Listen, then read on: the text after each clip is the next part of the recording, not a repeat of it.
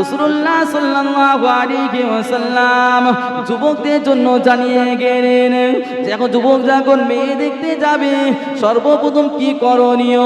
রাসূলুল্লাহ সাল্লাল্লাহু আলাইহি ওয়াসাল্লাম জানিয়ে দিলেন, তুনকাহুল মারআতু লিআরবাঈন, চারটি জিনিস যুবক তুমি শুনে নাও, চারটি জিনিস দেখে তুমি বিবাহ করবে। কটা? যদি বিবাহ হয়নি শুনে নাও, চারটি জিনিস রাসূলুল্লাহ সাল্লাল্লাহু আলাইহি ওয়াসাল্লাম জানিয়ে দিলেন। এক নম্বরে হলো ও মালুহা, ওই মেয়েটার মাল ধন সম্পদ দেখবে। কি ফোন নজনই নাকি ফোন নেবে, তাই শ্বশুর বাড়িতে ভালো মাল পাবো। ও মেয়েরা, ও যুবকেরা, নওজোয়ানেরা, তরুণেরা, শুনে কে দাও, জেনে কে দাও, যদি শ্বশুর বাড়ি থেকে কিনেছো মনে করবো না সোয়ারের পায়খানা কিনেছি, যারা এখনো নেওনি, এখনো পর্যন্ত যারা বিবাহ করনি, না যুবক তুমি এমন ভাবে জাহান্নামী হয়ে যেও না। যে ব্যক্তি শ্বশুর বাড়ির থেকে পণ নেয়, ওই ব্যক্তি ওই পণের টাকা নিতে নিতে ধ্বংস হয়ে যায়। নাই না? ও মেয়েরা, ও নবীরা, উম্মাত উম্মাতিরা, ছেলেরা, বাচ্চারা, রাসূলুল্লাহ সাল্লাল্লাহু আলাইহি ওয়াসাল্লাম দ্বিতীয় নম্বরে রাসূলুল্লাহ সাল্লাল্লাহু আলাইহি ওয়াসাল্লাম জানিয়ে দিলেন, ও হাসাবুহা, তার বংশ মর্যাদা দেখো। দ্বিতীয় নম্বরে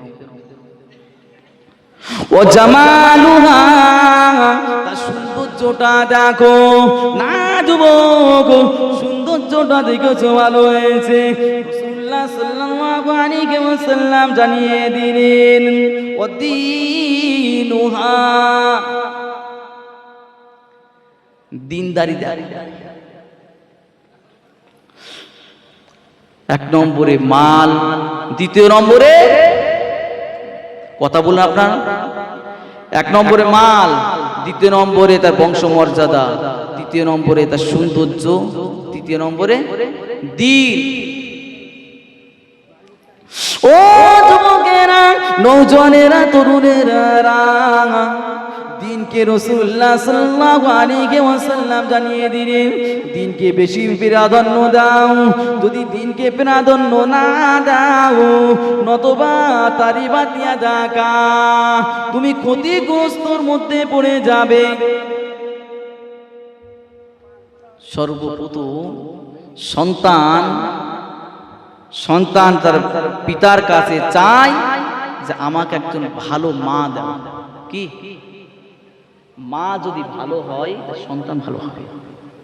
সন্তান পৃথিবীর আসার আগে পৃথিবীতে বলে আমাকে ভালো একজন মা দাও, মা।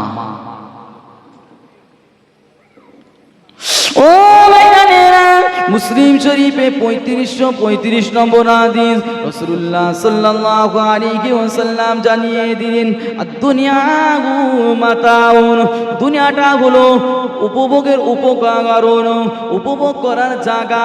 রাসূলুল্লাহ সাল্লাল্লাহু আলাইহি ওয়াসাল্লাম আরেকটা আগে বাড়িয়ে জানিয়ে দিলেন, ওয়াখায়রুল মাতাইদ দুনিয়া আল মারআতুস সালিহা, দুনিয়ায় সব চাইতে উত্তম ওই জিনিসটা, সেটা হলো নেককার নারী। জোরে বলুন, তো নেককার নারী আপনার কপালে জুটে যায়, তাহলে আপনি দুনিয়াতেও আপনি শান্তি। যার বউ যার কথা শোনে না, কথা মেনে চলে না, তার দুনিয়ায় জাহান্নাম। যার পড়েছে কপালে সে জানে, যার কপালে পড়েছে সে জানে। যদি বলে পানি দাও, পানি ঢেলে খাও, এরকম স্ত্রী যার কপালে পড়েছে।